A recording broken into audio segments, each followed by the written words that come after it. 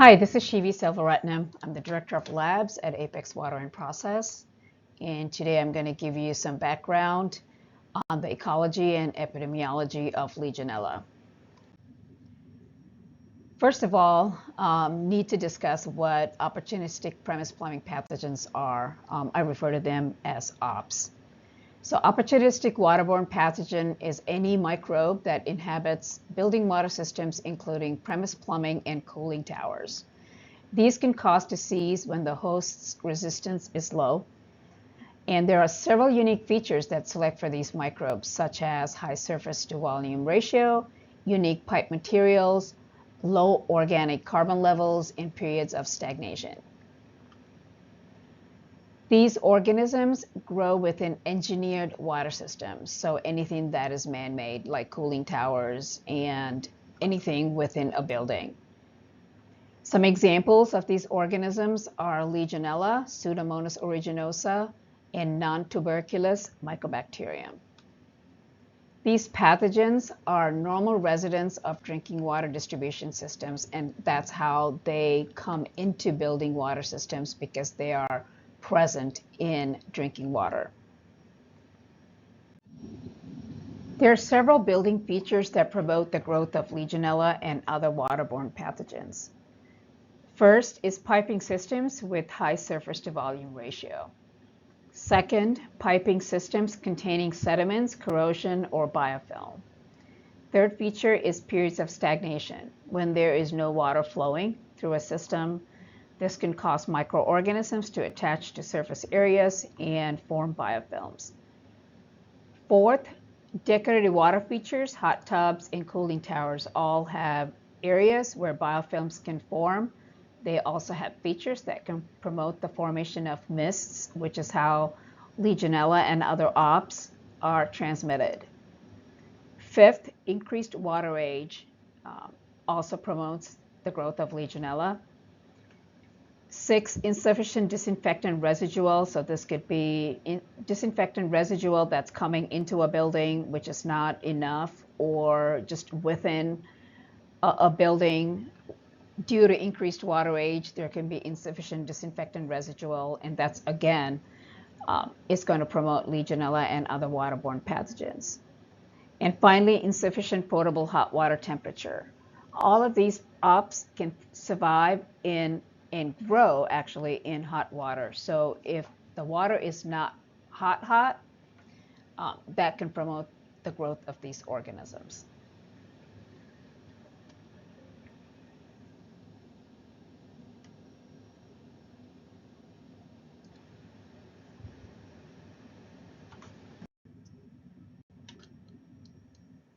So the next slide is of the discovery of Legionella.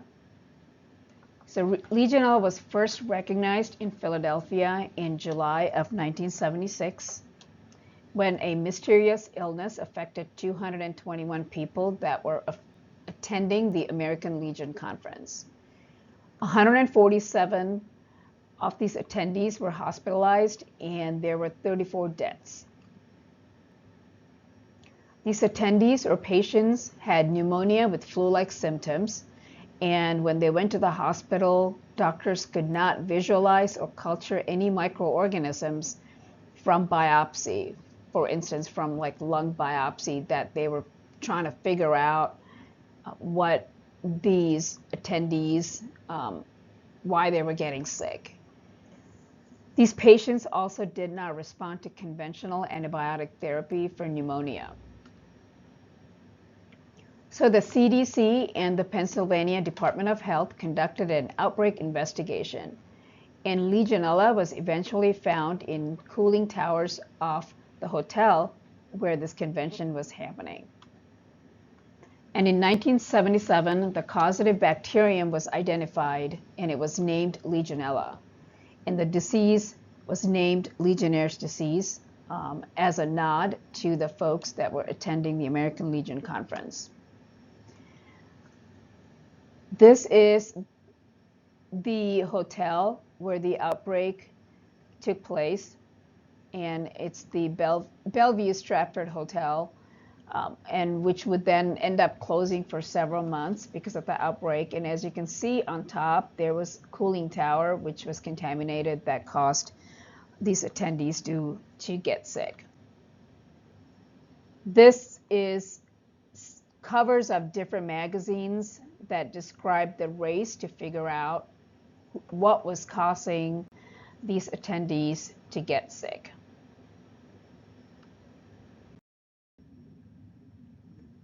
So there have been notable outbreaks in the last several years, and what I've done here is I have chosen a few just to show you that the source of outbreaks can be varied. So we first recognized there's a big outbreak in 2015 in New York City that was due to a cooling tower. But since then, there have been several outbreaks. There are actually several outbreaks every week, every month. Can't list them all. So I've just, again, as I said, I've just chosen a few just to kind of give you an idea. So there's cooling towers. There is, in Lisbon, Portugal, it was a hospital's plumbing system, so potable water, public fountain in Italy, another cooling tower, a hospital's hot water system. This is a hotel, the Sheraton Hotel's potable water system. Even potting soil has caused some disease. Water pipes, multiple water sources in a hotel in the U.S. Virgin Islands at the beginning of 2025, and then a most recent outbreak where 114 people got infected with 7 deaths in New York City that's attributed to cooling towers.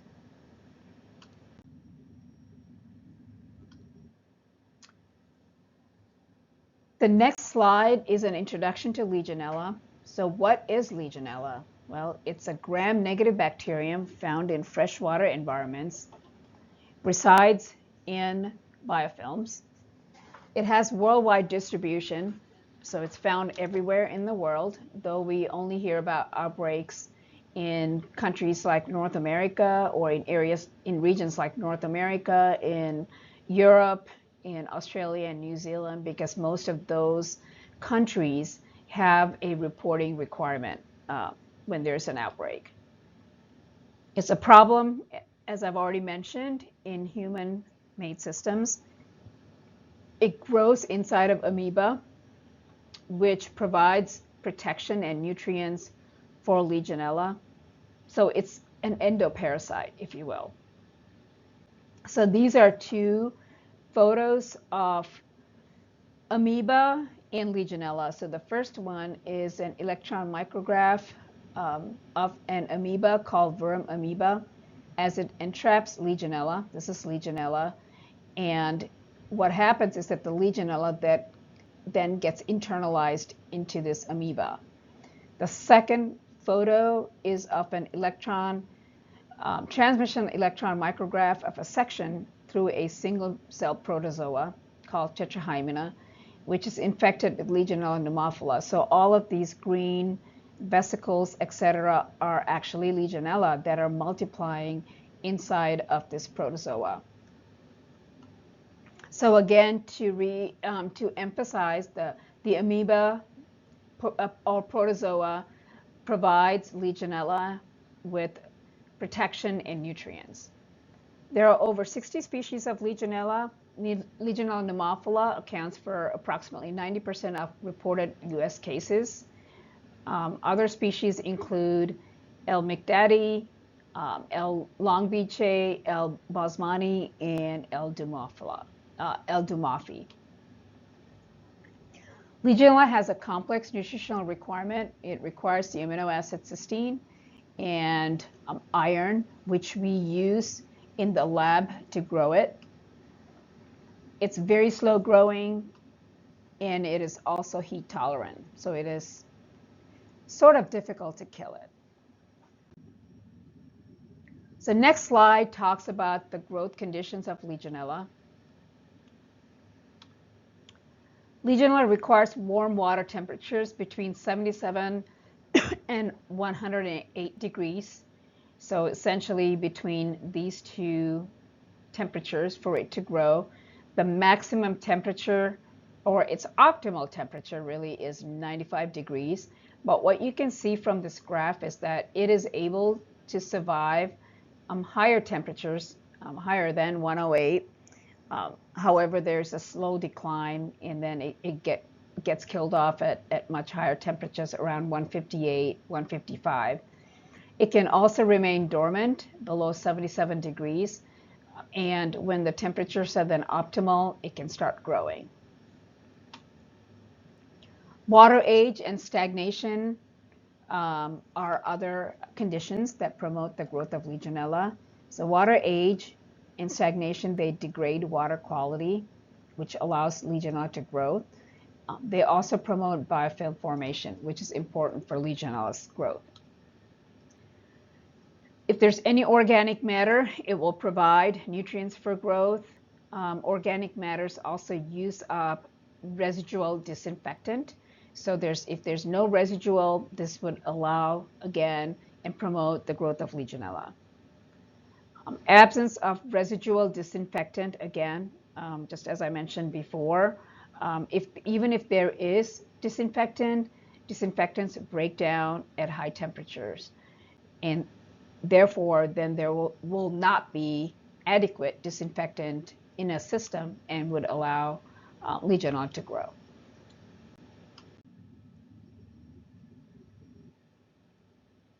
So is Legionella found in all buildings? Well, as you can see from this slide, 12 to 70% of hospital warm water distribution systems contain Legionella.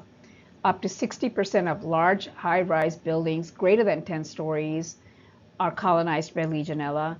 10 to 40% of residential homes are colonized by Legionella, and 30 to 50% of cooling towers as well. Legionella can grow and spread in buildings in several ways.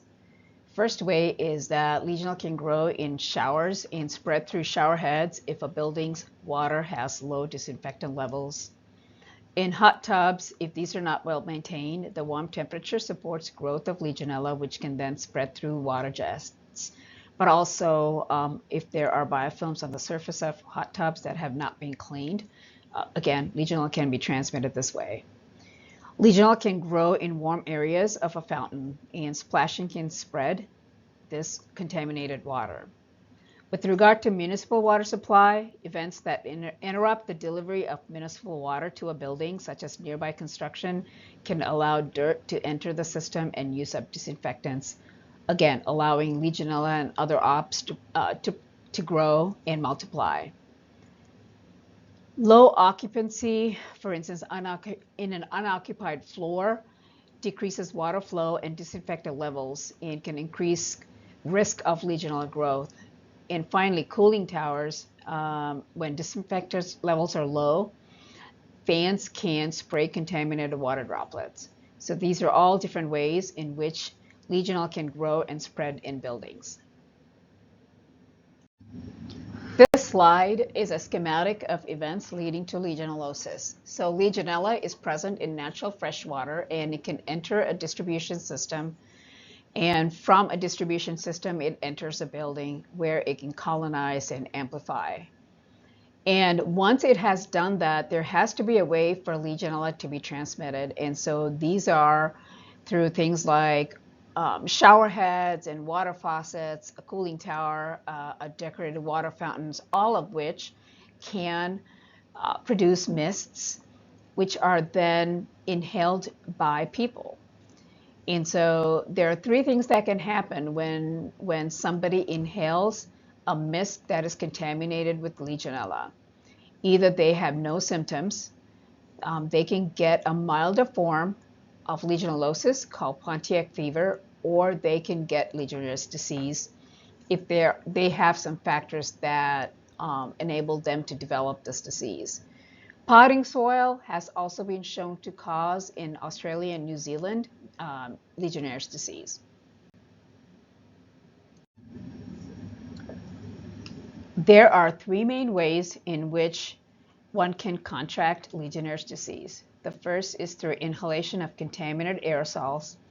The second is through aspiration, followed by ingestion of contaminated water, ice, or food. And the third is by direct inhalation, which is when there's direct exposure through a breathing tube or nasogastric tube.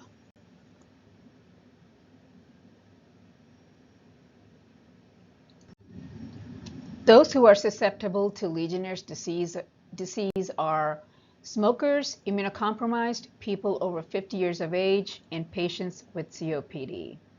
However, 25% of cases occur in those without any known risk factors. Legionnaire's disease is on the rise. This is data from the CDC between 2000 and 2022. And as you can see, reported cases of Legionnaire's disease have been increasing since the early 2000s with a peak in 2018. Some groups have higher incidence rates. And some possible reasons for increase is the aging population. There are more immunocompromised people, aging infrastructure, growing dependence on heating, ventilation, and cooling systems, increased awareness with increased testing and better reporting, and availability of the urine antigen test. The gold standard for detection of Legionella is by culture method. It's primarily isolated on a media called BCYE, which stands for buffered charcoal yeast extract.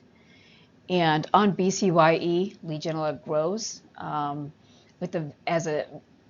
Legionella has a very distinct morphology, which is a cut glass center surrounded by an autofluorescence, which can be green, pink, purple, etc. But there are other organisms or microbes that can also grow on BCYE, as can be noted on this first plate. So it is important that these colonies or circles be viewed under a dissecting microscope to make sure that they are Legionella. From there, one needs to confirm that it is indeed Legionella. And this is done by growing Legionella or possible colony on a BCYE agar plate, which has all the nutrients Legionella needs, and a BCYE agar plate without L-cysteine, which is an amino acid that Legionella needs to grow. And in this case, there were two colonies that look like Legionella, colony 1 and 2, and colony 1 ended up not being Legionella because it can grow on the plate without L-cysteine. However, colony number 2 is presumptive Legionella colony because it was unable to grow without L-cysteine. So that's a confirmation step that it is Legionella. Once a colony is identified as Legionella, it is serotyped to determine the species. And in the lab, we do this through a process called immunoagglutination. In this case, if there is clumping during this test, it is considered to be a positive reaction. And if there is no clumping, it is considered to be a negative reaction. So in this case, we use a latex card that has antibody sensitized blue latex particles dried onto the cards, which react with antigens or certain chemicals on the bacterial cell wall of Legionella. And if there is clumping, so for instance, if it's Legionella pneumophila serogroup 1 is the card that we use, and if there's clumping, then that particular Legionella colony is then identified to be Legionella pneumophila serogroup 1. So these are just some basics and some background of Legionella.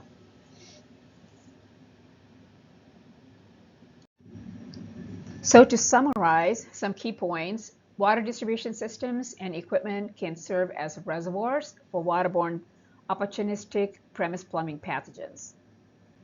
Premise plumbing, cooling towers, hot tubs, and spas are all possible sources of Legionella transmission.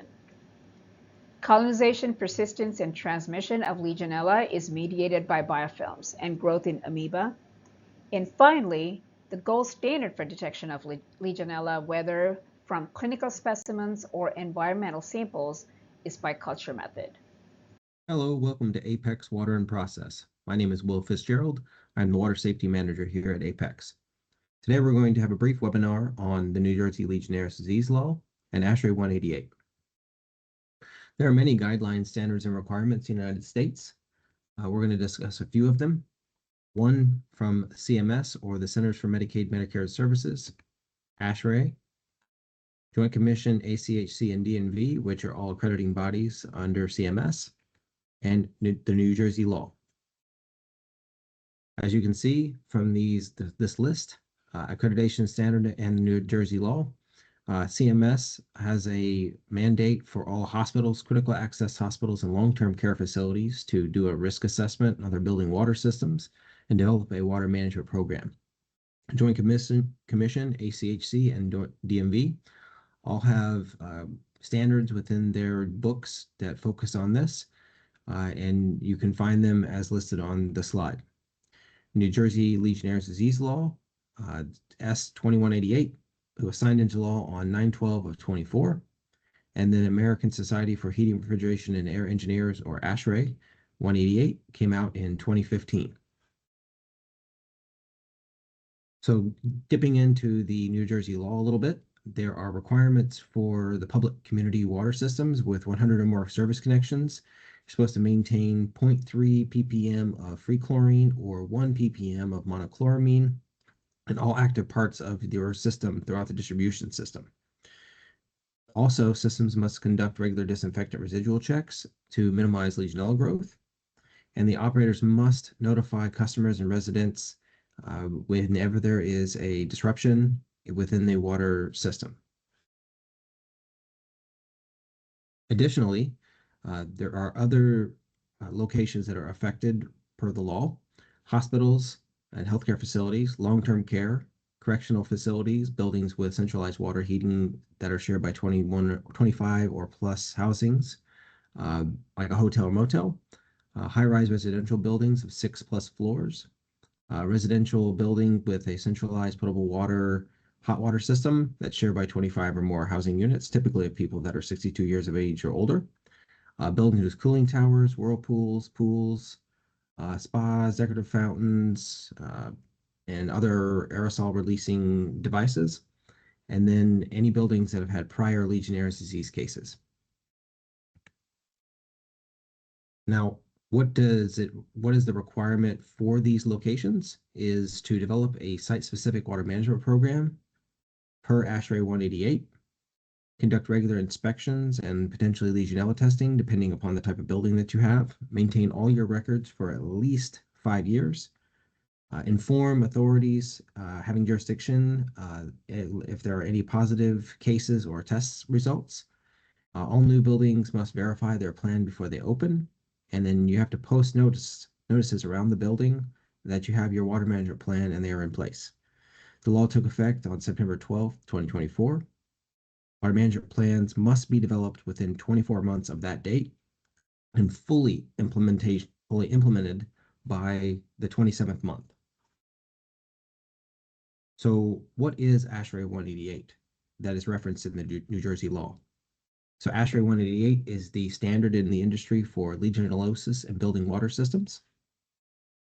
And here are the 7 principles of ASHRAE 188. We're going to go through each one of them briefly.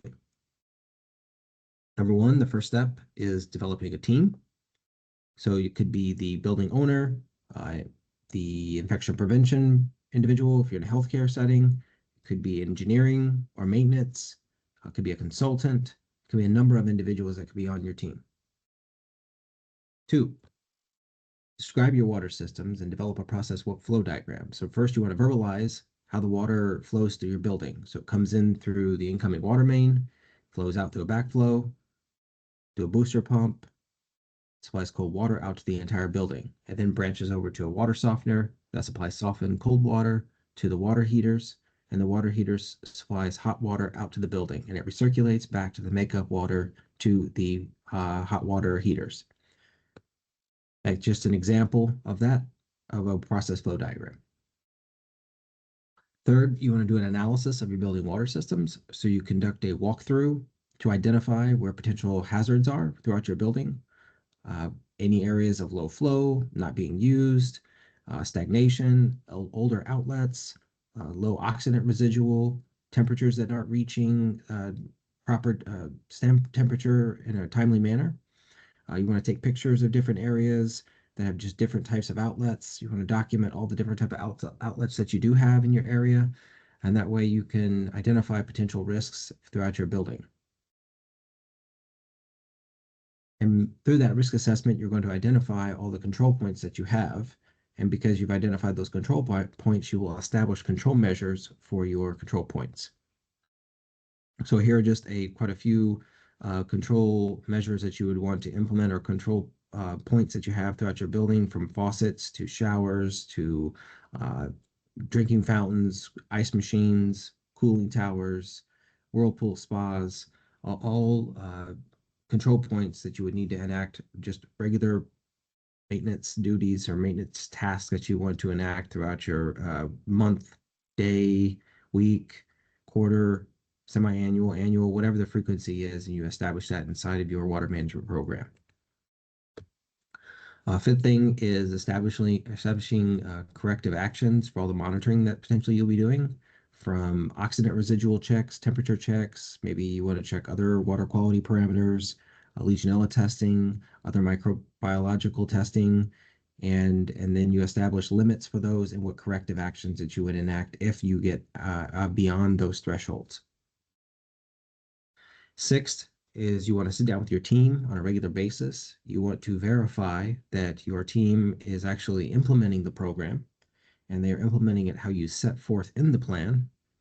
You also want to discuss any testing results and how did we do on those testing results. Did we take action if we had positivity, or if we were out of spec, and did we follow our program? So essentially, that's what we want to make sure we identify in that meeting when we sit down with our team to discuss the overarching program. And the very last thing that you want to do is document. So you want to document everything, because if you didn't document it, you didn't do it, right? That concludes our brief webinar. If you have any questions, please reach out to info@teamapex.com. Thank you.